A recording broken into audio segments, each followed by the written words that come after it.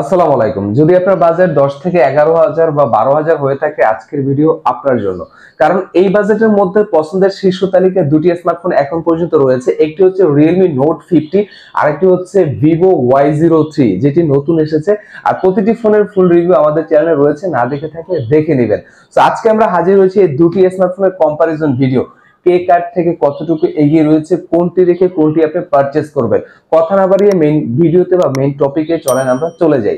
প্রথমে যদি আমরা ডিজাইন নিয়ে আলোচনা করতে চাই, আমি বলবো 10 থেকে 11,000 বা 12,000 টাকায় যে যার জায়গায় শক্ত পজিশনে থাকবে ডিজাইনের দিক থেকে। কারণ Realme Note 50 এই স্মার্টফোনের ডিজাইন যথেষ্ট ভালো রাখার চেষ্টা করেছে। যদিও আমরা এখানে যদি আমরা একটু ওয়েটের দিকে তাকাই, ওয়েটটা একটু বেশি মনে হচ্ছে যদি আমরা কম্পেয়ার করি Vivo Y03 এই স্মার্টফোনের সাথে। কারণ Realme Note 50 আপনাকে দিচ্ছে 186 গ্রাম, এবং ডিজাইনটা প্রিভিয়াস ফোনগুলোর মধ্যে যেমনটা পাচ্ছিলাম Realme এন্ট্রি লেভেল বা মিড রেঞ্জের মধ্যে, তেমনটাই আমরা এখানে দেখতে পাচ্ছি। ঠিক অন্যদিকে যদি Vivo Y03 দিকে আমরা তাকাই, এই ভাই কিন্তু আপনাকে 185 গ্রাম ওয়েট দিচ্ছে এবং থিকনেসও খুবই কম ছিল, 8.4 mm থিকনেস, এবং দুটি স্মার্টফোনের মধ্যেই কিন্তু IP54 রেটিং রয়েছে, মানে water resistant, dust resistant. So এই প্রাইস পয়েন্টে ডেফিনেটলি ডিজাইন এবং IP54 রেটিং যথেষ্ট প্রশংসার দাবি রাখতেই পারে। আর যদি একটু ফ্রন্টে আমরা চলে যাই, মানে ডিসপ্লে এখানে একটু তারতম্য রয়েছে। Realme Note 50 আপনাকে দিচ্ছে 6.7 inch HD plus 90 hertz screen refresh rate আপনাকে দিয়েছে।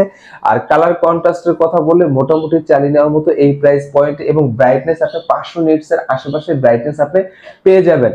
সানলাইটে কাজ করতে পারবেন, বাট সরাসরি সানলাইট বা ডেলাইটে কাজ করতে একটু স্ট্রাগল করতে হবে। ঠিক অন্যদিকে যদি আমরা Vivo Y03 দিকে তাকাই, এখানে আমরা 6.56 inch HD plus 90 hertz screen refresh rate পাচ্ছি, যার পিপিআই 269 পিপিআই। এখানে ব্রাইটনেস বা কালার কন্ট্রাস্ট মোটামুটি চালিয়ে নেওয়ার মতো ছিল, বাট কম্পেয়ার যদি করি Realme Note 50 এর সাথে, তাহলে আমি বলবো এইখানটায় কালার কন্ট্রাস্ট এবং টাচ রেসপন্স আমার কাছে যথেষ্ট ভালো লেগেছে Vivo Y03 এই স্মার্টফোনটির মধ্যে। কিন্তু মন খারাপের বিষয় দুটি স্মার্টফোনই রয়েছে, সেটি হচ্ছে ভিনস ডিসপ্লে। যেখানে 10,000 টাকা বা 11,000 টাকা ইজিলি আমরা 5 হোল ডিসপ্লে পেয়ে যাই, সেখানে এই দুটি স্মার্টফোনই আপনাকে দিচ্ছে ভিনস ডিসপ্লে। চাইলে দুটি ব্র্যান্ড বা দুটি স্মার্টফোনে এই জিনিসটা স্কিপ করতে পারতো। এবং আমরা যদি একটু ব্যাটারি দিকে তাকাই, দুটি স্মার্টফোনে 5000 mAh ব্যাটারি পাচ্ছি, এবং 5000 mAh ব্যাটারি আউটপুট দুটি স্মার্টফোনে আমরা ভালো পেয়েছি। কারণ এন্ট্রি লেভেলে যে ফোনগুলো হয়ে থাকে সেখানে আমরা ব্যাটারির ফিডব্যাকটা একটু ভালোই পেয়ে থাকি, কিন্তু পার্থক্য রয়েছে চার্জারে। এখানে Realme Note 50 আপনাকে দিচ্ছে 10 ওয়াটের চার্জার 5000 mAh ব্যাটারির সাথে, বাট অন্যদিকে Vivo Y03 আপনাকে দিচ্ছে 5000 mAh ব্যাটারির সাথে 15 ওয়াটের ফাস্ট চার্জার। এইখানটা নিঃসন্দেহে এগিয়ে থাকবে Vivo Y03 এই স্মার্টফোন। এবং দুটি স্মার্টফোনের মধ্যে প্রয়োজনীয় পোর্টস এন্ড বাটন আমরা পেয়ে যাচ্ছি। সাইড মাউন্টেড ফিঙ্গারপ্রিন্ট সেন্সর যথেষ্ট রেসপন্সিভ ছিল, এবং ফেস আনলক সেটা তো থাকবেই। আর যদি পারফরম্যান্সের দিকে তাকাই, এখানে চিপসেটের আমরা হিউজ একটি তারতম্য দেখতে পাচ্ছি। Realme Note 50 আপনাকে প্রোভাইড করবে ইনোসকের T সিরিজের T612। এন্ট্রি লেভেলের মধ্যে মোটামুটি চালিয়ে নেওয়ার মতো এই চিপসেটটি আসলে হতে পারে। বাট অন্যদিকে যদি আমরা ভিভোর দিকে তাকাই, Vivo Y03 আপনাকে দিচ্ছে MediaTek Helio G85। আমি বলবো ডেফিনেটলি এই চিপসেটটি এই প্রাইস পয়েন্টে যথেষ্ট ভালো একটা চিপসেট। এবং যদি আমরা একটু র্যাম রোমের দিকে তাকাই, Vivo Y03 আপনাকে দিচ্ছে 4GB র্যাম, 4GB র্যামের সাথে 64GB স্টোরেজ। সো আমি বলবো এখানে আর 500 টাকা বাড়িয়ে হলেও এখানে যদি 6GB র্যাম এবং 128GB স্টোরেজ দেখতে পেতাম, তাহলে Vivo Y03 পারফেক্ট একটি ডিল হতে পারতো আপনার আমার জন্য। ঠিক অন্যদিকে যদি আমরা Realme Note 50 দিকে তাকাই, এখানে 4GB র্যাম 64GB স্টোরেজ, আরো একটি ভেরিয়েন্ট রয়েছে 4GB RAM 128GB storage. But 4GB K skip করে এখানেও যদি আমরা 6GB দেখতে পেতাম, এবং চিপসেটটি যদি আমরা একটু MediaTek Helio G85 বা এরকম সামথিং কিছু দেখতে পেতাম, তাহলে হয়তোবা পারফরম্যান্সটা দুর্দান্ত হয়ে যেত। বাট এখানে যদি আমরা সাইড বাই সাইড কম্পেয়ার করি পারফরম্যান্সের জন্য, তাহলে আমি বলবো এইখানটা ডেফিনেটলি এগিয়ে থাকবে Vivo Y03 এই স্মার্টফোনটি।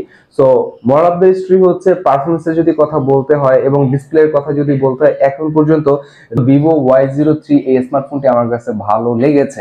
এবং ক্যামেরার দিকে যদি আমরা তাকাই, দুটি স্মার্টফোনে সেম ক্যামেরা পাচ্ছি, ডুয়াল ক্যামেরা সেটআপ পাচ্ছি। মেইন যে শুটার সেটি হচ্ছে 13 মেগাপিক্সেল, সাথে আরো একটি সেন্সর রয়েছে। ক্যামেরার আউটপুট অলমোস্ট সিমিলার আমরা পেয়েছি।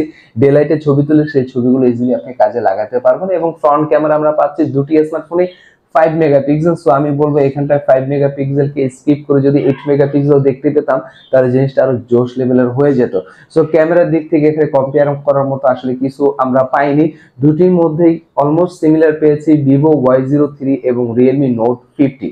এখন ভিডিও শেষে যদি আমরা বলতে যাই আসলে কোন ফোনটি রেখে কোন ফোনটি পারচেজ করে আপনার জন্য ভালো হবে, আমি বলবো নিঃসন্দেহে আপনি যদি বিল্ড কোয়ালিটি ভালো চান এবং ডিসপ্লে যদি মোটামুটি এভারেজ একটি জায়গায় চান এবং পারফরমেন্স যদি মোটামুটি চালিয়ে নেওয়ার মতো চান তাহলে আপনি ডেফিনেটলি দেখতে পারেন ভিভো Y03 এই স্মার্টফোনটি। কারণ এখানে আমরা চিপসেটটি মোটামুটি ভালো পেয়েছি এবং ডিসপ্লে আউটপুট ভালো পেয়েছি, এছাড়াও বিল্ড কোয়ালিটি আমার কাছে বেশ চমৎকার লেগেছে।